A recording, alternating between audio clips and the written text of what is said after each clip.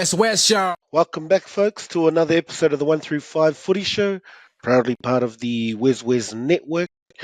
Go check out all our other podcasts, and the latest edition of the WesWes Sports Magazine is also dropped at your local dairies and supermarkets out West Auckland or online. Hello, Bob. How's it going, Us?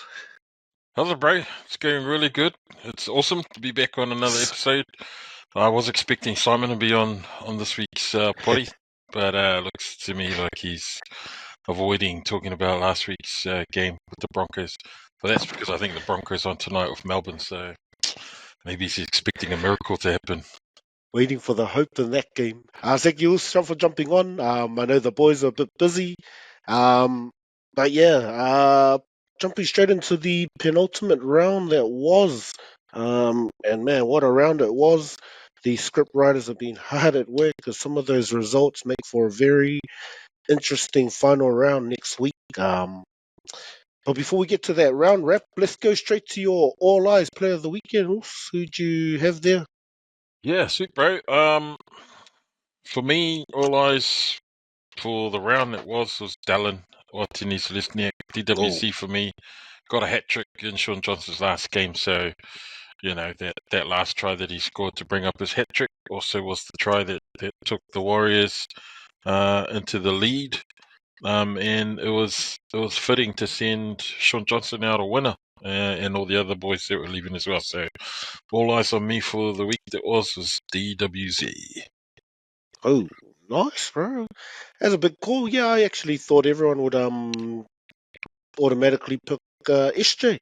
SJ is the All Eyes. That was a nice little choice there, especially DWZ. That was I think that would have been 101. I think he got his 100 on the second try. Yeah, Yeah, that's right. Yeah, he got his 100th try. Yeah, SJ, you know, SJ's SJ. Yeah, it probably would have been too obvious to pick Shaun Johnson in his last game. It's all eyes, but I figure if the guys outside him aren't scoring those tries and those nice passes and all of that game management stuff happening in the middle, doesn't get rewarded. So I'm giving it to the finishers this week. nice. I don't know if there's something up with SJ, but I'll quickly go to the comments from YouTube. Thanks, Switchman, for leaving your comments. He just had a little bit of a rant about your take on AFB and JT missing out on their flowers when SJ was sent out from Shaun Johnson Stadium. He said it sounded a bit petty. I was reading this guy's comments like, oh, I don't know how you took it like that, man. We were just saying, like, awesome for SJ. But yeah, thanks for jumping on the comments there, buddy. Or any comments? But yeah, no, I went with SJ. Sweet. Few noticeable mentions there. I think Turbo was good until he got injured. Luai stood up for the Panthers. Valentine, he was probably close to my All Eyes, but yeah, no, I went with SJ just with his going out a winner and playing playing that last game and going out a winner in that game, I guess. All right, Brett, we'll go to your Kaea Kele for the weekend. Takes your cup there, for man. me, man. I picked the Broncos as my Kele. That probably could have been a toss up between them and the Dragons because they both were in a position to make their claim for that 8th spot, and then they both sort of fell short.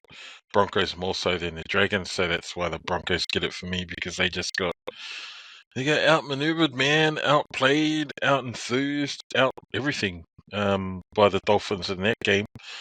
So the Broncos for me pick up the Kaea Kele. They had everything to play for, and it just looked like nobody turned up on that game. So Whāia Broncos. Going all in on the Wolves when he's not here, but fair enough. I think it's partly why he's not here as well. So you're a bit surprised. It was no surprise to me that he messaged in last minute as well, saying I'm a little busy tonight. So I picked up the other team you mentioned there. Actually, is my Kaea Kele, the Dragons. A lot to play for too. Like similar position to the Broncos. They had the control in the 8 at the beginning of the weekend. Everything to play for, and yeah, really just didn't turn up. We'll touch on that game as we get to it. But yeah, that takes out my Kaea Kele. Let's go straight to the review of last week, starting with the Storm putting on a yeah, not their. Oh, well, actually, no, that was pretty much their full strength team. I was going to say they rested some guys, but they didn't actually. No, that was their full strength team that actually ran out there. The Storm. Other than Hughes, yeah, Nah, they Hughes was rested. They injured. rested Oh, no, 11 actually, no, they players. rested quite a few of their. Yeah, I was just looking at that lineup again. I was thinking, no, they looked okay, but actually, no, yeah, it's a lot of older names, but yeah, they were found wanting against a very enthused Cowboys, carrying on from their form they went out to the bye with. So yeah, I thought they looked real good. Congrats to Lazarus Valepu. What a name and what a try as well. But yeah, man, your thoughts on this game? Yeah. So, yeah, the scary thing about this game was the Storm were pretty much playing their second string team.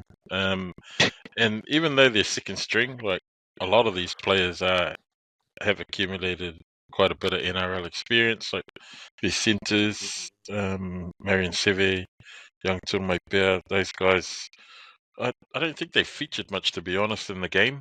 But they did enough to take the Cowboys all the way to that full 80 minutes. Like that was the Cowboys' probably strongest lineup against Melbourne Storm's second string lineup, and they only just managed to beat Yeah, them. that's true. Like Fatlongo, Peps, they still had Munster there at halfback. Like those guys were playing really well, and the guys that started, like Tyron Wishart coming in for Harry Grant, and then they played Grant Anderson, who normally plays out in the wing at Yeah, that's halfback. right. Yeah, they put him in it. Yeah, and you're right. Guys like Lazarus Faitlepu that came in, Christian Welch, who's been playing off the bench for Storm, he got a start. And then a couple of other Oh, boys that have been and the coming off big the boys bench. try at the end. Yeah, Ativalu yeah, Risati. All right, down, man. that's right. Like they did they did really well. That Storm team, and if I was Bellamy, I'd be happy with that loss because he's got an opportunity to blood some of his young players and give them a bit of Mm-hmm. NRL experience at a time when teams are gearing up for the finals and against quality opposition like the Cowboys. Like that was a really good hit out for him, and losing by 8. I remember they asked him, do you think this team's got a chance? And he was like, anyone who puts on a Storm jersey, I'm expecting them to go out and give us the victory, give us the win. And he had no questions about it, type mentality. And Cowboys, they did enough to sort of stay ahead. Valentine Holmes kicked 6 out of 6. Kyle Phelps sort of wound time back a bit, and he scored a double. So it was a good performance for them to head into the last week of the round, and then finals footy coming up for them. But if I was Storm, like they rested heaps of players because they could, and it's not like resting players putting that second string team on then lowered their performance any because that second string team still came and gave it to the Cowboys on a really good flipping Country Bank Stadium up in Townsville field. Like that turf was good. It was fast running footy, and Okay. yeah, hard out, yeah. And so it was a good game. Like I didn't think if you looked at it from afar, all of those guys that turned up for the Storm, you wouldn't think that they were second stringers, but man, they've got such depth at the Storm. So Mm-hmm. good game. Nice. Straight over to the doggies and Manly. High hopes for this game, but yeah, I don't know. Like it was Luke Brooks looked a bit off. Like Turbo, like was pretty much their saving grace, and so kind of sums up Manly without moving forward. But yeah, the dogs were found just yeah, just a bit lost without Critter. Like I think just Mm, their defense, like just shows how much of a difference he does, kind of organizing that back line. Because yeah, Connor Tracy had no real impact. Like amazing what one guy can do, but that's kind of what they look like. Just everyone doing their bit, but just a bit lost, kind of. Yeah, Yes, on I the touched on that defensive side. last week, where he picked Manly because he thought that Critter was a real notable absence for the Doggies, Mm, and in the end, his experience being out there and his captaincy, uh, it really did show that it was really lacking in the Doggies, and I don't think anyone else sort of stepped up. I don't even think Matt Burton sort of stood up to lead the team yeah, yeah. around as he normally would have. I felt real sorry for Turbo coming off at the end of the game there, and I might have Mm, been teasing Roger about it, but you know, you want the superstars to be in these teams come finals time, and so that injury to yeah. Turbo looked season ending to me. I haven't caught an update on what happened, but it did look quite serious. Yeah, But there's yeah, talk that they're saying it might be an ACL joint, so they're saying that there's potential like just needle it and he'll be able to play finals. So it's not what it looked like at the end of the game, but I don't know. There's magic, whatever magic they oh, got on those uh, needles. is it a Papa There's Tommy? Papa Tommy. pretty much it's like yeah, pop it. Yeah, so They got some Mr. yeah. Miyagi's out the back of there. Yeah, for four of my magic Miyagi hands. Right, I Ugh. know, especially the way it came off. But yeah, they're hopeful. So yeah, you just think hopefully for Turbo they're not pushing him. It's I don't know. Manly could push, but I don't know how deep they'll go. That's a big sacrifice. I mean, it's still another year, mate. He's still young. Yeah, It's, yeah. breaking the poor guy. And that's sort of coming off that news that where he was offering Manly part of his salary back Oh because yeah, he's hey, poor dude. Yeah, stuff kind of. all in the last 3 years, 3-4 seasons, and he's their marquee player. So he's offering some of his salary back, but it got the backhand from the NRL saying, "No, you can't do that, mate. These contracts are solid rock." Well, you think so? Um, I think one of the things that stood out for me in that game were players who, when Critter's there, that play super awesome, like Cherry and that, Karaz. Mm. Yeah, Critter yeah, not yeah. there. Carraz, Nice, bro. nice swim, Macquarie. Yeah, I don't even think Karaz right. got the Yeah, ball. yeah.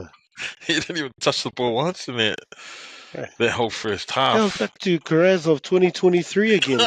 It was like, oh, that guy is really fast, but oh man, he just looks a bit lost when he's like got the ball. Yeah, that's exactly what he was again.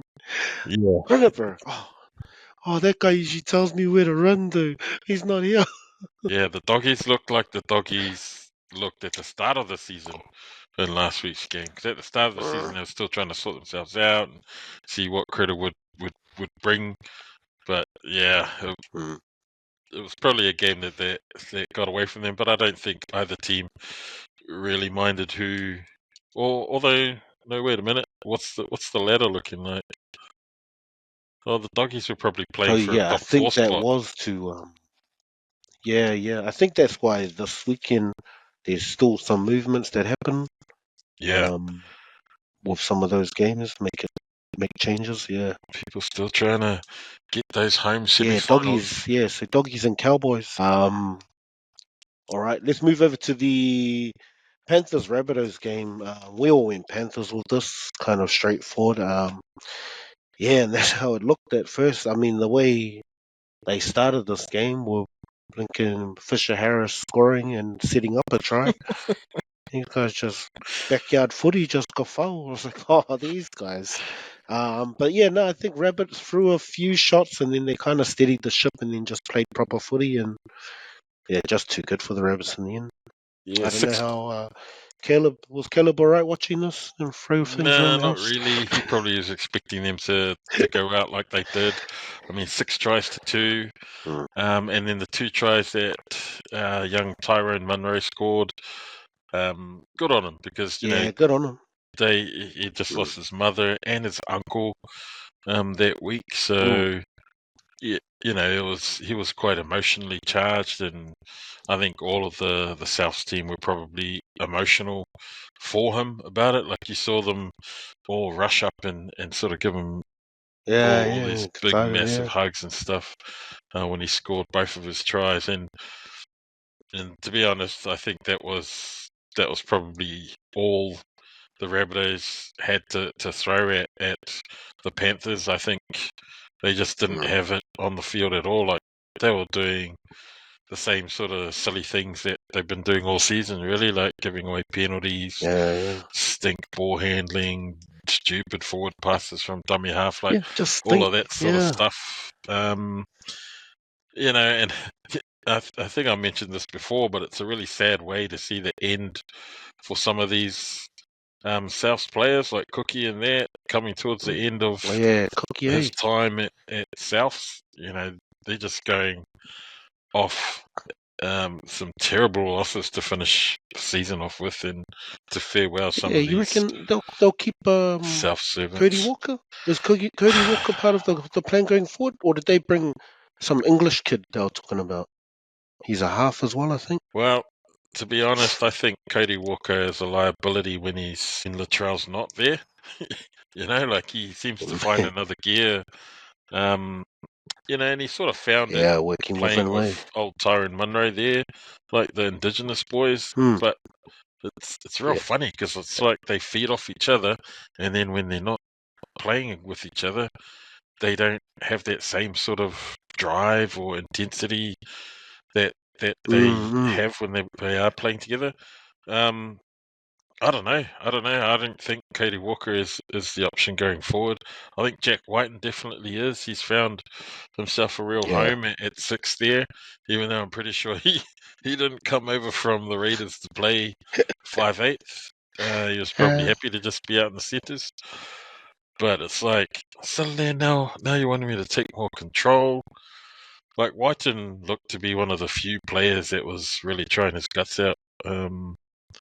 As well as Munro in the weekend, but everyone else just looks like a training run, and then guys who you think should play better just are playing super average and below par, like Cook, Glomatangi, and then the coach leaves Tom Burgess off the field for ages when they need some go forward. And suddenly all I can see is Tom Burgess. But even that roster, like the names that I'm looking at here is like, kind of at the beginning of the year when people are wrapping them, you know, that's the Rabbitohs. Surely they can make the 8. They can't just miss out twice in a row. And now you look at this, you know, it's like a decent roster, and you're looking at these names like, man, it's like a whole different team. Like, where's everyone gone? Who are these guys? I was like, these guys just slowly throughout the year, like, I don't want to play either. Neither do I. South's got a massive rebuilding to do. All right, heading over to the next game, we both went the Eels on this one against the Dragons, and I don't think anyone thought that the Eels were, both sides. Like, the Eels played well, but man, the Dragons just played. This was like a tight first 20. Like, the first 20 even was kind of a bit of like a normal game between these boring teams. Like, not much in it, but then the Eels just turned it on, and I don't know where the Dragons went until the last 10. Like the Eels that made... Did they make grand final a couple of years ago? Exactly. They made grand final a few years ago, eh? 2022, exactly, 2 years ago. Oh, like, how can they be? Like it was 2 years ago. They played Panthers in that final. Yeah, so what the hell's happened to the Eels? Like, I don't know. And, you know, if the Panthers aren't careful, they're going the way of the Eels. Make grand final 1 year and then don't make the finals, and now playing for a wooden spoon this weekend. So, you know, it's... I don't know. Like, that was such a crazy game. It went from looking like the Eels were going to whawhai the Dragons by heaps. And then the Dragons came back and scored like 4 tries in 5 minutes at the end there. I was like, what the hell is going on? Like, I think it was from it was a right crazy at the end, the last 10 10 minutes, they scored like 6 tries or something. And it's like, hey. Yeah. Well, and it was from like the way too 5 late. tries. Way too late for the Dragons to well, try. I think Gutho came off, so it's pretty much like when They gave Gutho a rest, and then the rest of the team went, "Oh, we'll have a rest too." Yeah, and that's that's not what you want to see when you rest your gun players. You expect Yeah. at that lead, like they had a massive lead, and then like they came right back. And I remember the camera panned over to Gus Sims on the side, and he was like, "What the fuck's going on? Like, what the?" I'm Put like, me back on, coach. Put me back on. yeah, and I think he'd come off thinking, "Oh yeah, so that's sweet. I gotta rest myself. We need to get ready for next week's spoon bowl." Yeah, and Spoonball. look, the Eels were rocks and diamonds in their game. Like Mike Sivo, even though he scored a hat trick, like he had some terrible ass butterfingers moments, like kicks he doesn't want to. Yeah, that was a entertaining game in terms of how many points they scored. I can't believe 84 points they scored in their game, but it's like no defense. The game was no Yeah. defense. Everyone was just letting the other side waltz up the middle, out the side, whichever way they wanted to score. Yeah, and that's the reason why Eels are bottom of the table, because they let in 5 unanswered tries at the back end of that game to give the Dragons a sniff, man, and they almost came back. So it's like, come on, Yeah. mate. That's Well, why you're in the spoon bowl, mate.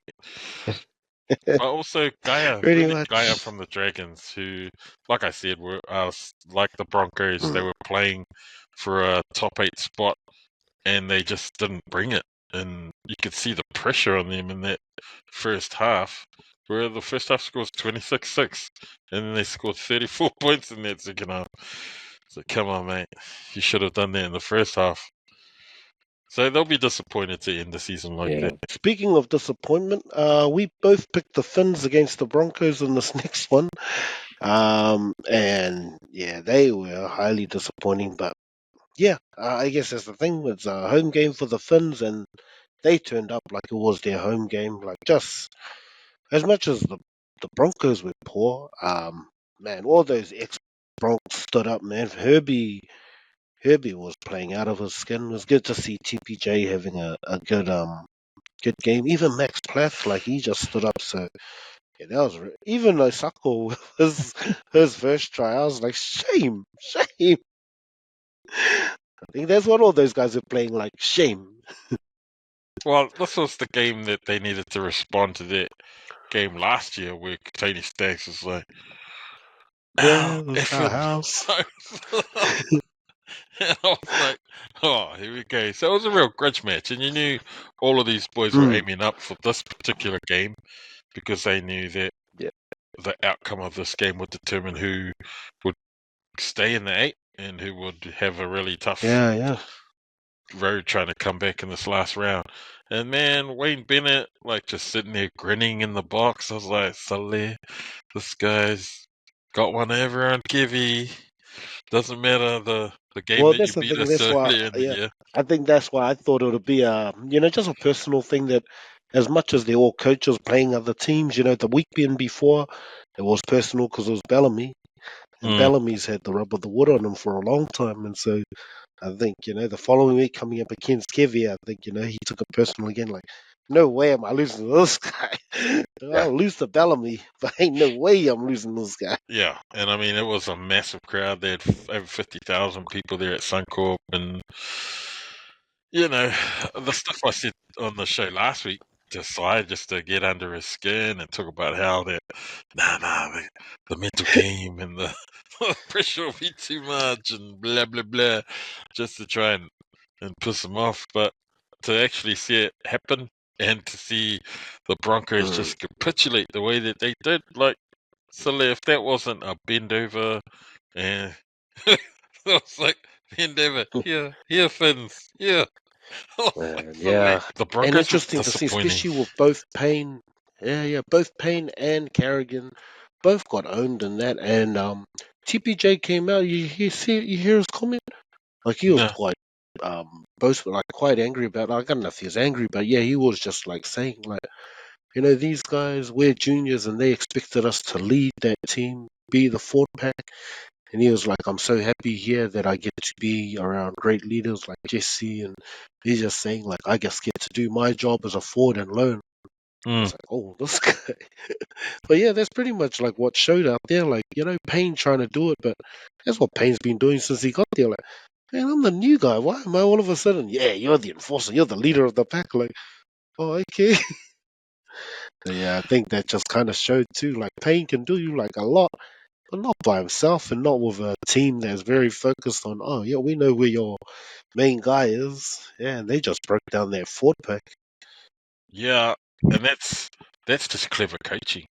But it also helps that you've got a team in the Dolphins that have so many ex-Broncos in that squad who would probably know how to take apart from the inside out each and every one of Yeah, those yeah, yeah. Broncos All those players, techniques, yeah. all of the plays, how Kevy coaches, some of the things that Kevy would probably be talking about during the week.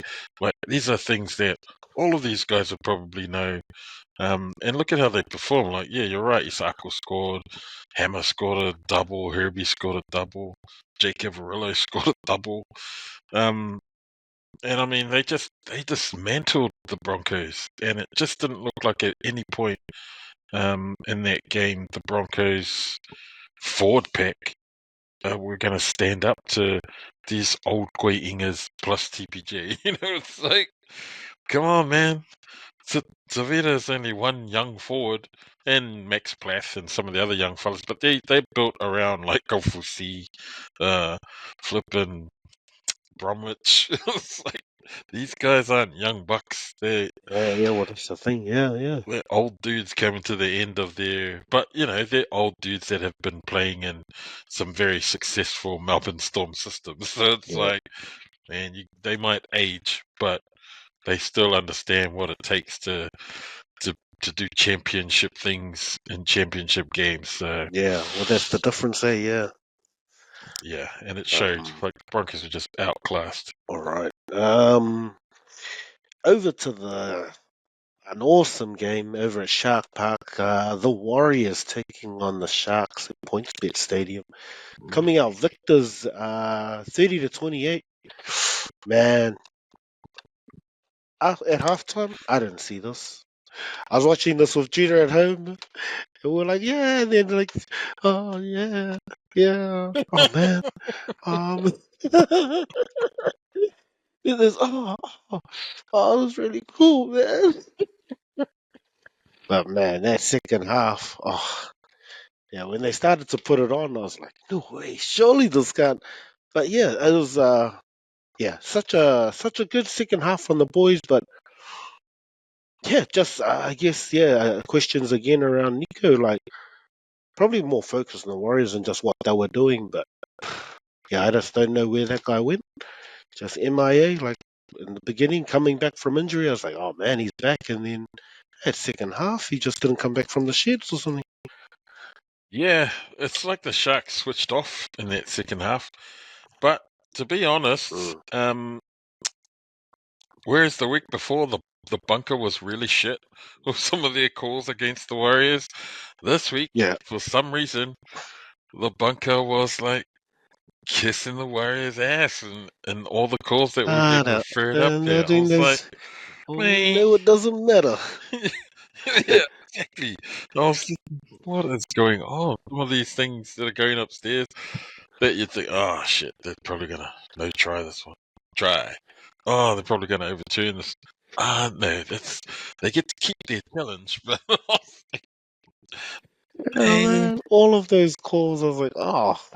So yeah, I don't know if that's just a evening the ledger. That's what they do there, just to make sure the stats all come out looking clean at the end of the year. yeah, probably.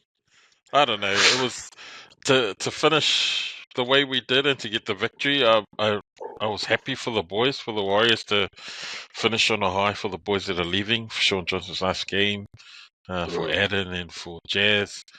But it was just one of those, man, the season that could have been. You know what I mean? So, I Yeah, and you're right. Like, it didn't look like we were in that game at all at halftime, 22-4.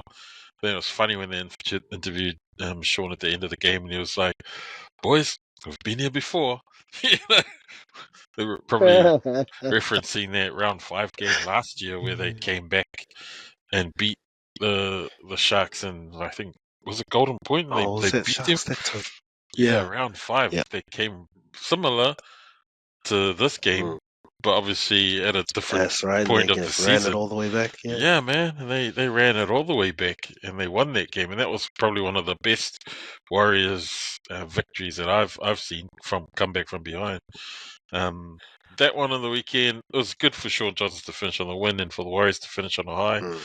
Sets them up for next year, but it just leaves that taste of, oh, what could have been the season that could have been in your mouth. You know, it's like, but I mean, Well, for yeah, the and it's almost like Sharks. the game. Oh, sorry, I was just gonna say for the Sharks, it's a terrible way to head into the last week, heading into finals, because Yeah. that was pretty much their number one strength team outside of Mulitalo, who I think is back this weekend, and for Stone Street. But Stone Yeah, Street that's played who I really was well. He listening. scored a double, so. Well, that's the hard thing. Yeah, well, Stone Street going so well. That guy, like I was saying, he's been so consistent with his try scoring since he's come back. Kaea has been mean in the centres as well. So Mm, that's the thing. When he started playing well in the first, I was like, oh man, we're gonna get romped the way they were going. yeah, Um, but yeah, you mentioned some of the boys, Lord Blake and Jazz. Man, those guys stood up. Like Jazz made a big difference. Like he was out there, he was hungry as soon as he got on. A few little penalties, but yeah, nah, just really up for it. So it's good to see him just putting on a Jazz performance. I think that's what I loved from him. Like when he first came on the scene, mm, just that energy. I was like, so who's this little guy just smashing everyone? And just his energy when he used to come on when he first started. I was like, oh, he's not very big, but man, he's just running into everyone, just going up, yeah, hitting everyone.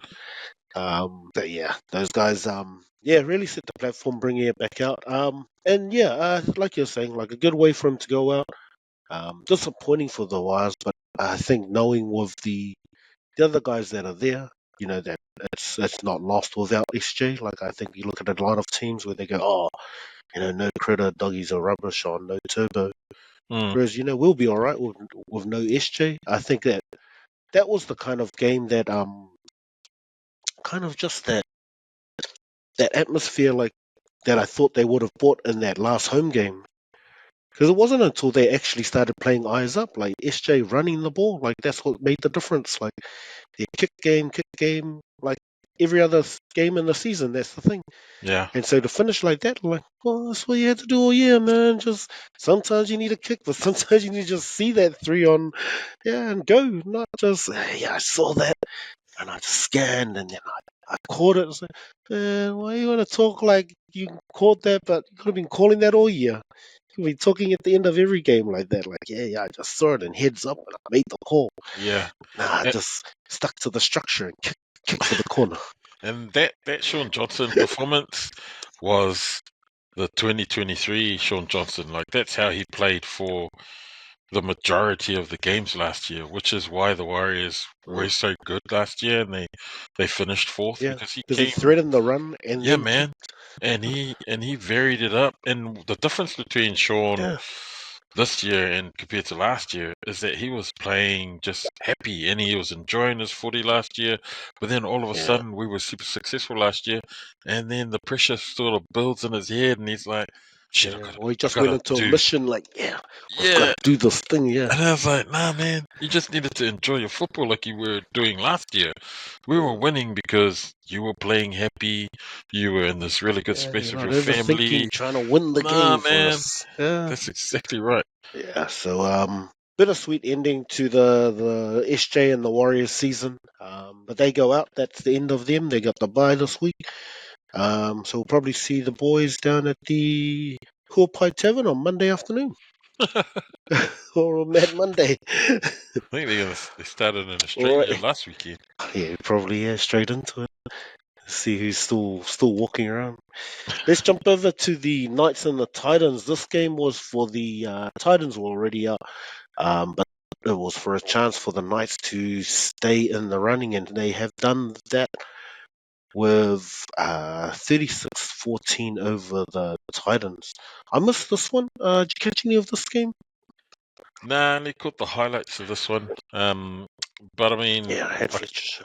the highlights just show that Kellen Ponga is really trying to get this team across the line, and he's doing all he can to try and lead by example too. Like 2 tries, he probably had his hand in a few assists, and he's really trying to get the Knights there. I mean, let's have a look at their tries. Oh, Fletcher Sharp hat trick. The Titans disappointing end to their season, if I'm being honest. Like they showed some promise sort of midway through the season where you had guys like Fifita who were trying to play their way into State of Origin, and he was playing really well, still not getting picked, playing really well, still not getting picked. And then when he didn't make it into the Queensland team, his performance was really like this. Oh, stink. It's like, silly. This is the reason why Billy Slater doesn't pick you, because you are in and out of games and you're inconsistent and you throw your toys out of the cot when you don't get picked, when he has the potential to game break every game, but then he just doesn't. 1 week it's 150 meters, the next week it's 70 meters. It's like, come on, mate. Yeah. Just shows how hard a comp it is, because yeah, like you're saying, they're there or thereabouts. But you look at all these teams below the 8, like just those missing ingredients to get them to be a top 8 team. I mean, you look at the Bulldogs going from, like where the Titans are now, sitting down the bottom there. Just a few little tweaks, the right buys, right coach, and all of a sudden turn your whole club around. But yeah, we'll get to the previews for next week, but it makes for a very interesting run into the 8. The actual final eighth team hasn't been decided yet. Probably partly due to this stunning finish to the round as well, with the Raiders, the Eels, taking out the Roosters. Pretty much, the worst story for this is probably for the Roosters. Like they went in with they're pretty much full strength team too. They didn't rest anyone. Yeah, so all their guys were there, but ended up with Sammy Walker getting injured. Not sure how bad that is, and a few others. But yeah, I don't know. Like just the way this game went down, just a lot of mistakes from Roosters, but also yeah, I don't know if they just went into it too cocky, like just opportunities they had, and then just doing dumb stuff. There was that one where Tyrrell May tried to put in a kick, and he totally missed his foot. Yeah, so it's just heaps of mistakes. Just I don't know if they just got too cocky, but yeah, paid heavily in the end with a loss, but also losing their playmaker. So it could totally screw them. They look real ordinary at the end there to be. They were looking real good the last few weeks heading into finals, and to finish like that that was probably the worst result they could have gotten on a end to the weekend. Yeah, the last couple of games have really sort of showed separation between Storm and Panthers, and then the Roosters and Sharks in terms of the teams that are in the top 4 at the moment. Storm and Panthers are super consistent, even when they lose. Like they lose consistently, still giving the best. Like the differences between, they talk about those differences between your best and worst games. The gaps need to be like super small, not like 1 week you're the Roosters that play like the Panthers, and then the next week you're the Roosters that play like the Broncos, Yeah, or one of those other teams that are not in the top 8 at the moment. And that's been the difference. And like, people have already sort of called it, like Storm Panthers most likely going to be the grand final, because they're the 2 most consistent teams in the comp for ages and this whole season as well. So yeah, that Roosters game with the Raiders, like I said, man, Raiders are that plucky, grinding, freaking Whatleyanga Mare team who will have the potential to come out on any given day and play the house down. And like at 10-2 up, I thought the Roosters were gone. And to the Roosters' credit, they were able to come back, score a couple of late Daniel Tupou tries, and give the Roosters a chance to sort of look like they might pull a Iras upset, but not even an upset, but to get the victory over the Raiders, who'd done so well during the whole game. I suppose what marred that particular game was there was an altercation between Whitehead and Trent Robinson in the tunnel heading back, just around that hip drop that Whitehead did on one of who was it that he did it on? Yeah, what did Robbo talk to Whitehead as he was going down the tunnel?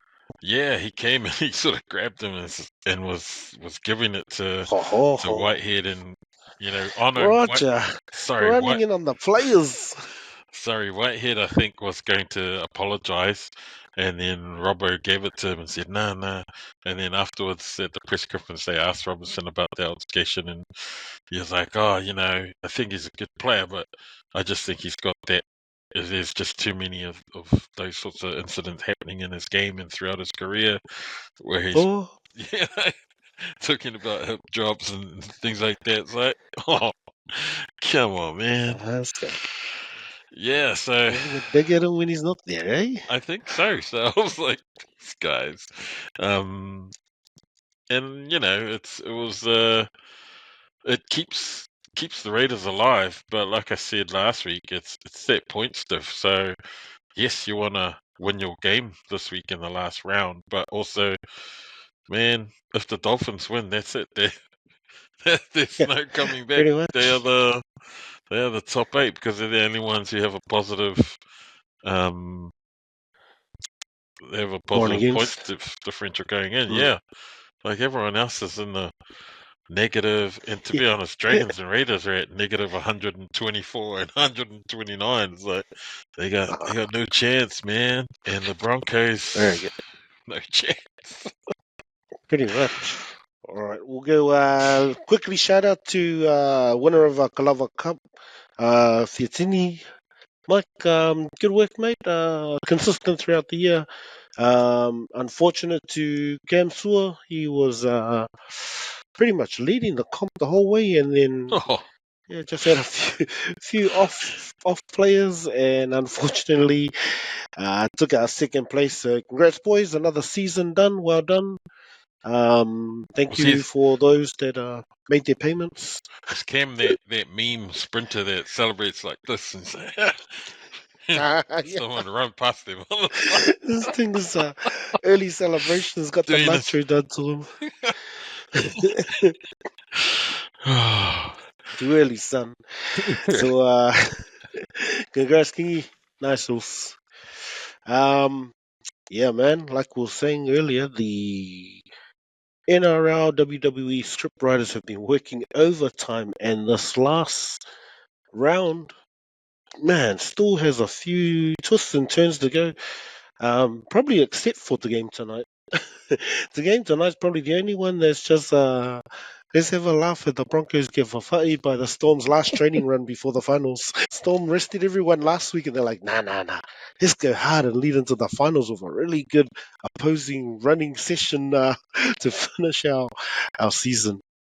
So yep, the Storm's first half of their opposed training session is 28-6 at the moment.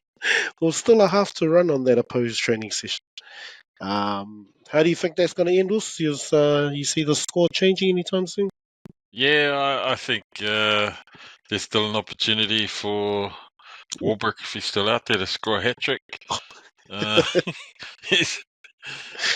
Yeah, it's not looking good for Broncos supporters and their fans, and for Kevin Walters. Actually, I don't see them doing too much to try and upset the Storm here. Those boys are just rolling up the field with ease. It's like no opposition. So we spoke about the Broncos and their forward back last week getting manhandled by the Dolphins, and they're facing a much better, higher quality forward pack this week with the Storm, and that's evident again. So yeah, I don't know. It's going to be an uphill half for the Broncos if they're trying to wrestle this game from the jaws of defeat. We'll quickly touch on. You mentioned Kevy. You reckon they'll have conversations off season, or that stuff doesn't happen until they start again next year? they'll probably do what happened to Brad Arthur at the Eels. I So give them a he few had weeks at the start.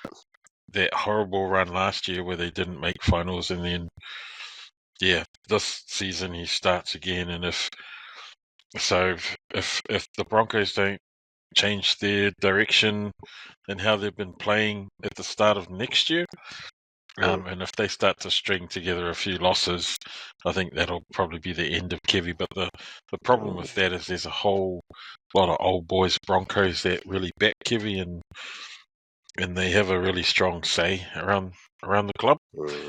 Just from stuff that I've been reading, it's like he's got the support of a whole lot of old boys Broncos players, and in order to try and get rid of him, there have to be some pretty major losses, back to back, and even I don't know how Round many. 5 next year, you reckon then? I don't know.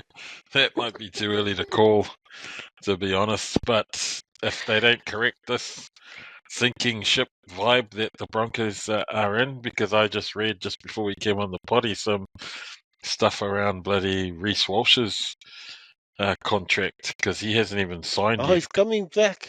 He's coming back. He's coming back.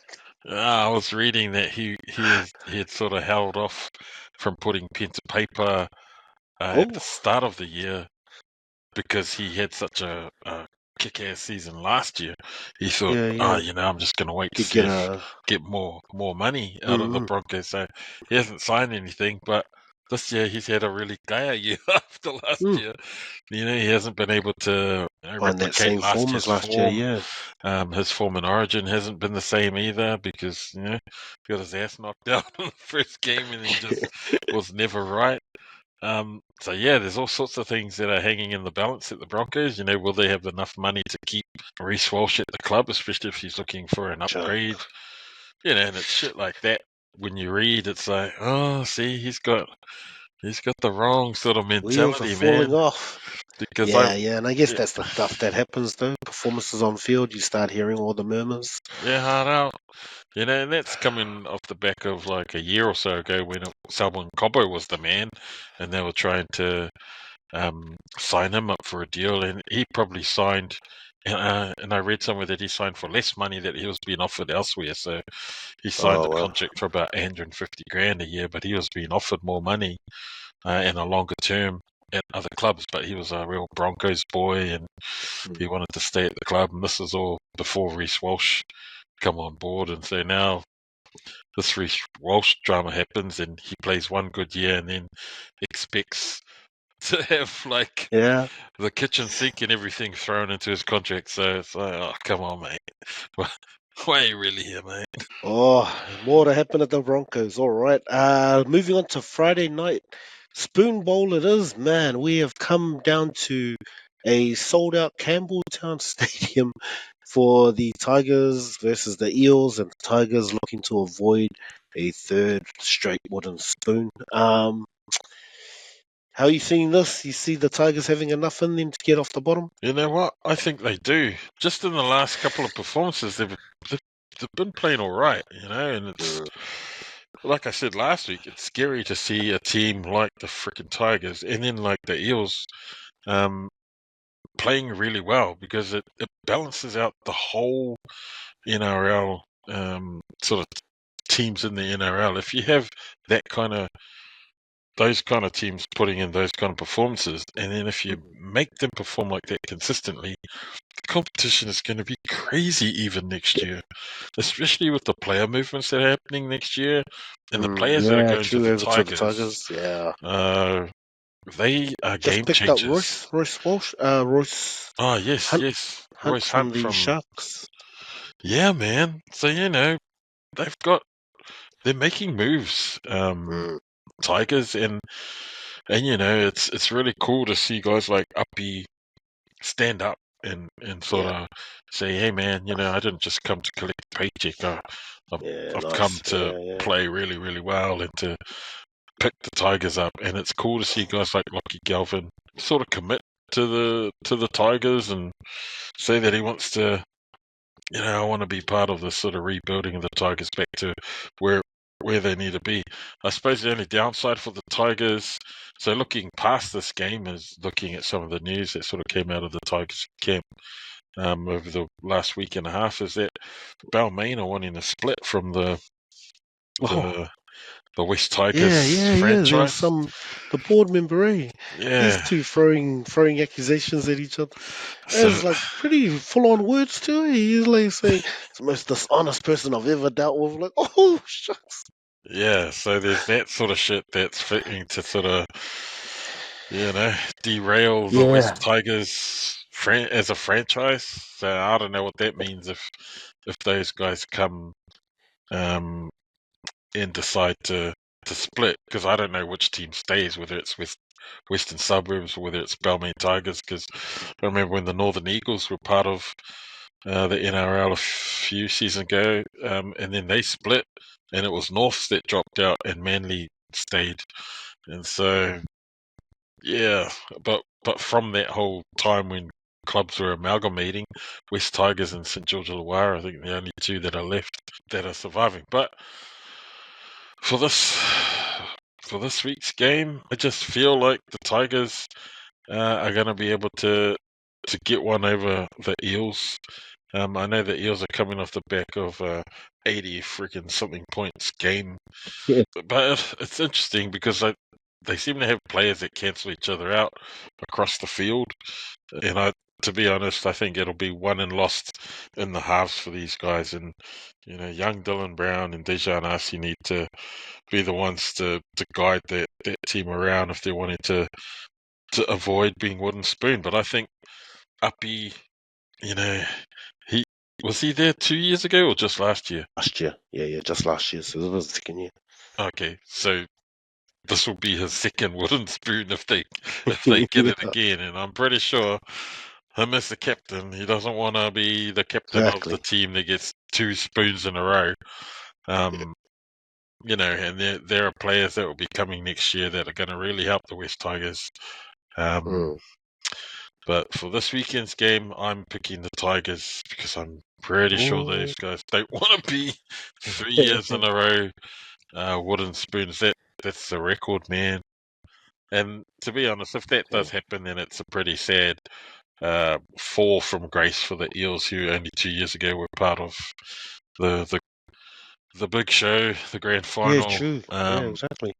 And now they're playing in the Spoon Bowl, that's terrible. Even if they don't win it, it's terrible to be even in this game after 2 years ago celebrating the highs of being in a grand final. Yeah. Man, I was thinking the same, like just that passion of the Tigers, but then you mentioned like won and lost in the halves, and Dylan Brown, like us, he's been a bit hit and miss, but yeah, Dylan Brown's been so consistent last few weeks. I think he's been a shining light for the Eels. So yeah, I'm actually unfortunately uppy. I think you guys might be going for a three-peat, and I am going to go with the Eels and Dylan Brown stepping up for the boys there. All right, now Rabbitohs and Roosters. What do we have? Oh, Panthers and Roosters. Okay, well, very much I'm going the same treatment as what the Panthers gave these guys. I think the Roosters would have learnt from last week as well. Just play some proper footy as they head into the finals. So yeah, I think this might be a shellacking of the Rabbitohs here at a core stadium. How are you seeing this one? Yeah, this one is going to be a good opportunity for those young Roosters boys that have been brought in to get some experience heading into finals. And I don't think Robbo will be, I think what he'll want from this is a win, yes, but he'll probably want his players to avoid serious injuries more than anything, because even though Souths haven't played to their potential this year, they're still a dangerous team on their day, and they'll be a good challenge for the Roosters for about 60 minutes, and then the house will come crashing down on themselves. But for that 60 minutes, like, they'll be a quality side, and it'll probably be really hard to crack. But then once the realization that this season sucks and they're not in the finals and they're gonna all of a sudden stop trying and it'll be floodgates for the Roosters. Special mentions of this kid out of Samoa, 19-year-old De La Salva'a. Big prop coming off the bench for the Roosters. So yeah, he should be another young up and comer that they're blooding. So it'd be interesting to see how he goes as well. Yeah. You're probably right. Like the Rabbits might get up for this just because of the grudge match between them and the Roosters. But yeah, like you're saying, I think the emotion will probably wear off in the 60th, and we'll just see a bit more of what the Rabbit season's been all year. All right. Moving straight over to Dragons and Raiders. So this is another playoff for 8th spot. So yeah, the winner of this game will be waiting patiently for the last game of the round. Yeah, I don't know. I'll go Raiders actually. Just the Dragons disappointing. I think I don't see them bouncing back from that. I think they're done. They just, yeah. I mean, those tries at the end, but yeah. I'm picking the Raiders to take this one. How about you? Yeah, Raiders for me too. I think that there's that video footage of Ben Hunt getting absolute bollocking Oh from yeah, from Flanagan Flana. in the changing rooms, and I was like, "Whoa!" And look, everyone can see it's those cameras that they have in the changing rooms, and he's fully getting the "God damn your Kaea, There's get Kyle looking like, oh man, he out doesn't of even shout here, at me like that. go ke alolofia." I Ah, say, no. "Go ke alolofia." It looked like that speech. And I was thinking, oh, these poor bastards. Oh my gosh, I looked away from the score and it was 40 points to 6, Melbourne. What? Oh no. Okay. It We'll was keep only carrying on then. 24. Sheesh. Yep, so we'll both go Raiders on that one. Doggies Cowboys. This game is actually a playoff to see who gets to have a home final. So this will be important to both of these teams. Doggies get back Critter this week, I think. So yeah, huge back in for them. Good test for the Cowboys. So good test for both of these teams actually getting into finals. Both of them, I think, maybe getting to play for some finals footy. Both missed out last year, so good lead in for them, but I'm going to go with the Doggies as much as the Cowboys impressed last week. I think the Doggies will bounce back with Critter back in the team. Yeah, I'm going to go with the Doggies too. I just think that Critter, for some strange reason, his presence on the field makes those guys around him play better. Let's be honest, like the Cowboys were taken right to the end by a second string Melbourne squad last week, so they've pretty much got the same team except for a few people. Yeah, it looks pretty much the same. Yeah, nah, still the Doggies for me. They've got everything to play for. Home semi-final, top 4 spot, so can't see the Doggies giving that up too easily to the Cowboys. So, Bulldogs. Heading over to this last game on Saturday night, the Panthers versus the Titans. I think we mentioned it just before, kind of talked about the Titans season. Yeah, bar Nathan Cleary again. I think they're same team again, 1-13. I will go with the Panthers. Yeah, probably smashing the Titans in this one. Probably just a real big blowout for them, I think, in this one. So, 13 plus Panthers. I'm going to pick the Panthers as well, but this is also one of those games where, last game of the season, the Titans, if they decide to be the Whareanga team, they've got Sure. some speedy ass backs that can really show these Panthers boys up.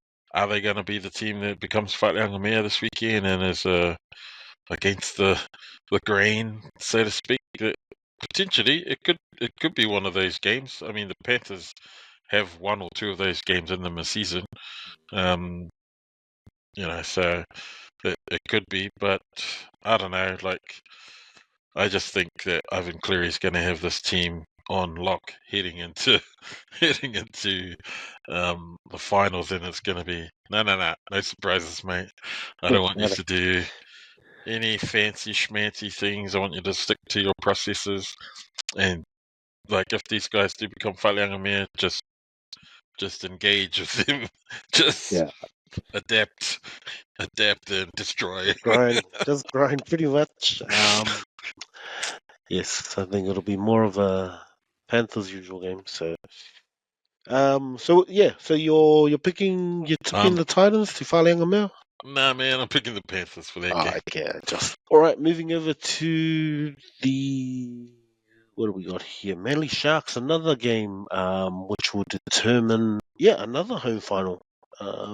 Manly get a home final if they win this. So currently in seventh, but if they win this, can potentially move them to fifth or sixth. Hosting a final for themselves as well. So Sharks probably need to again get ready for good practice again for both these teams heading into the finals. I'm gonna pick Manly just with more to play with, and probably also to try and prove they can do it without Turbo. I'm gonna go with you on that. I tease Rog and the Manly boys by saying without no Turbo, no chance. But they've got some class players in that Manly squad, and so they just need to stick to whatever their game plan is, and they should be able to get over the Sharks. My whole thing again, and you highlighted this with the Sharks, is just Nico Hines in that second half, just fading, and he's going up against DCE, and that's kind of like an origin sort of battle going on, and so The mind games. yeah, it is mind games, and DCE wants to get over all those boys that were playing in the State of Origin this year. So this is one of those battles that DC will definitely step up, and he'll probably want to take control of this game and just smash the Sharks by as much as possible if they can. And saying that, the Sharks, they're no pushovers. They're in the top 8 for a reason. This will probably be a really good game, to be honest. But Sea Eagles in a close one, I reckon. You're right. I'll pencil this one in to make sure I watch because this should be a really good one on Sunday. And to finish out the round, of course, it can't just be any round. This is the game for 8th place. Dolphins currently sitting in 8th, Knights in 9th, and the Raiders will be sweating on this game, hoping that it ends in a draw. The only way for them to hold on to the 8th if they beat the Dragons earlier in the week. How are you seeing this one go down for both these teams? This is going to be a tough one to call, I'll be honest. They're super similar, but they're also super. They've got traits that cancels each other's like star players out. Like you've got a hammer that kind of cancels out a Kalen Ponga. You got Herbie Farmworth that sort of cancels out a Bradman Best, and they've got wingers that are similar and can cancel each other out. I don't know. This one's going to be one of those games of attrition. See who can hold out the longest, and see who can, exact their game plan as best as possible. But if I'm gonna back a coach, I would back Wayne Bennett, and so I'm thinking there's too much at stake here for Bennett to not have his Dolphins team primed to take out the Knights this weekend. So I'm going to go with the Finns for this one. Also because I've been reading stuff about, and it's probably not true because Wayne Bennett doesn't subscribe to that sort of petty behaviour, but there's like, he wants to get one over Kalen Ponga because of Kalen's backflip when Wayne Bennett was going out recruiting for marquee players to come over to the Dolphins, and Kalen Ponga was like, yeah, sure, and then backflips, and then even mentioned somewhere where he's like, he made an approach, but I just didn't like the way he flipping around that. I was like, this guy want to paint the super coach in a bad light. I was like, come on, mate. And then just looked up to see Munster fend off the man giant Ben Takura. Just the pain still being inflicted. Nice quarters. I'm going the same with the Finns on that. There's a big, yeah, you're right. Like just looking at that team list, like very similar, like makeup, like no huge names, and they very much cancel out. But yeah, halves are pretty much both untested kind of combinations. Cogger and Crosland, Avarillo and O'Sullivan. Mm, Um, very stable forwards. No huge big names. I guess probably the bigger names in the Finns, but again, all journeymen. So man, it's going to be an interesting Sunday. I think both these two games could be games of the round just for the entertainment, but yeah, what they mean for both teams. mm. Um, yeah, I'm going to have to go with the super coach as well. That's pretty much all that pretty much splits it. That and Kalen Ponga. Like you're saying, like he's pretty much just carrying this team and pulling them through to the finals like what he did last year. So, yeah, I'm saying as a team, the Finns, but if the Knights take it, it's on the back of Ponga single-handedly. So, yeah, I'll go Finns on that as well. Sweet. Nice, horse. Let's finish it out with a little multi. You got a couple of legs there for our multi. Multi. Let's have a look, mate. What's a good game? I think the Roosters Rabbitohs game looks like a good game for Angus Crichton and Stili Tupunua to both score in that game. All right, and I'll add to that, and we'll put in the Eels Tigers game to be a 70-plus combined points game. No defense in that game. It's just whoever scores the most is going to win that game. Last try wins. Pretty much. Oh, I gotta try. No, I gotta try. So let's keep playing. Nice, shot, bro. Thanks for jumping on. Any last words? Yeah. Just like to condolences to the Kingatanga and the family of King Tawhiao, who passed away earlier this week, and give it up to his daughter. What's her name? The new queen that was announced this morning. That's his daughter. Yeah, it's his youngest. I'll just try and get her name. He's always the youngest. Ngāwai Hono i te pō succeeds her dad. No, so she's got two older brothers. Oh, gee. That and it doesn't normally happen that it goes to the oldest. Like it's all how it's decided is there's a council of chiefs that come together and then they sort of decide who it is out of the king's children that will succeed. But she's been doing all of her dad's jobs of late since he became really crook. Yep. So big ups to the new Māori Queen. She's the youngest child and only daughter, and she's announced as the 8th Māori monarch and the second woman after her grandmother. How old is she? 27. Oh, wow. Okay. So They she's don't need any more royalty passing anytime soon, then. They're like, nah. we need you to stick around and lead this place.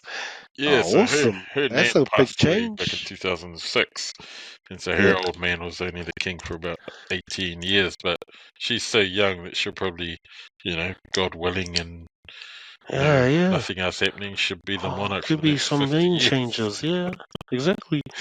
We were telling Yeah, she's Edie, it's like, educated too, so that's awesome. you'll Like be her to around, hun, graduate. when she passes, but we won't. Yeah, pretty much. Well, wishing her all the best. Hopefully she can make some huge changes at that age. She could make a real mover and shaker. So all the best to her and Good her luck. reign. Shuttles, nice episode. Thanks all for tuning in. Once again, go check out our website, WesWesNet.com. You'll find all the other podcasts there. And you'll also find the latest edition of the WesWes Sports Magazine. Articles written, homegrown talent from some of the usos on the podcasts and on the other networks as well. Thanks for tuning in to the 135 Footy Show. We'll catch you guys next week. Okay. Boots. Shuttles.